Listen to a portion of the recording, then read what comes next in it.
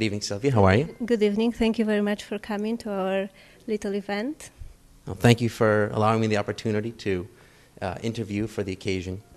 Today, we gather in honor and remembrance of the talented Frédéric Chopin and his musical contributions the world over. So tell us, Sylvia, what were your motivations for having organized the event here this evening? I think, first of all, I'm very proud of Chopin. You know, we are a very small country in Poland, and we have such a big persona, and I love his music personally.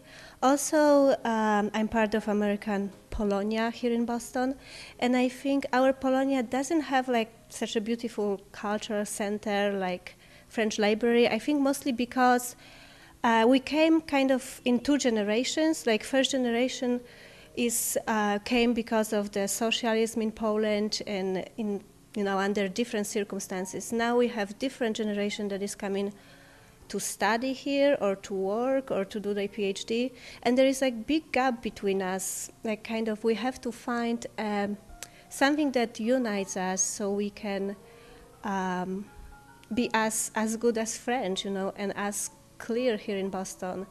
That is why I think that the things like Chopin, that is, even you're young or you were raised already in a capitalism and in a very wealthy Poland, or you came here when Poland was under the Iron Curtain.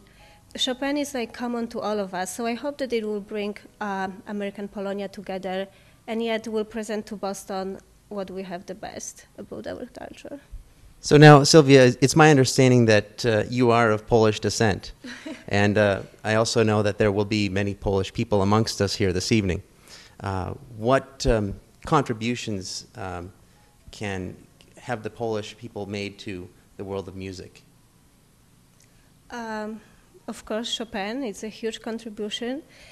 Chopin was very much inspired by Polish culture, by our folk music. And he was an immigrant in France, and he couldn't come back to the country. The only way he was coming back, it was in his melodies.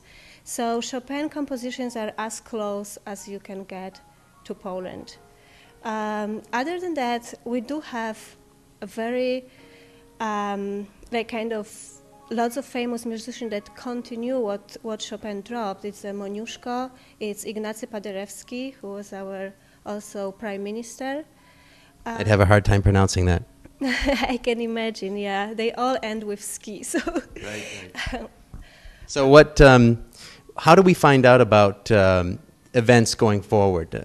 Knowing that, you were the one to put on this event and many others, as we've had in the past, how do we find out about the events that you host? I hope to establish a little company that will be producing such events to Polonia, for Polonia, also for Americans in Boston who are interested in the ethnical sides of Boston. Right now we're building the website, and I hope very soon you'll be able to just go to the website and read about us and our future events. Okay, Sylvia, well, I wish you continued success, and looking forward to enjoying ourselves here at the Chopin's bicentennial anniversary celebration this evening. Thank you very much. Thank you. Okay.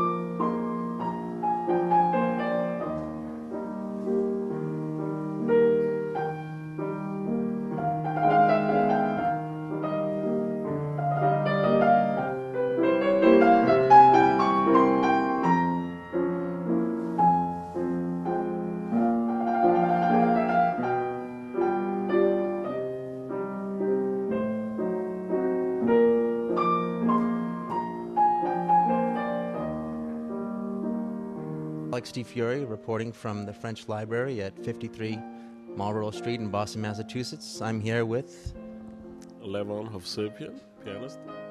Levon, pleasure to meet you. So tell us, Levon, what what type of, I guess, what has allowed you to play the piano? What made you interested in playing the piano? Well, just like any 7-year-old, I started at that age. My mom was a violin teacher, so I had to start playing music. And obviously, I wasn't excited right away, but at the age 8, 9, I really discovered passion for it, and also noticed ability to learn music quick, fast, and it became very enjoyable, and so I pursued it. Yeah. And do you play for fun, or do you pursue it professionally? No, I play professionally. I teach locally in Belmont, Lexington areas, and yeah, that's what I enjoy.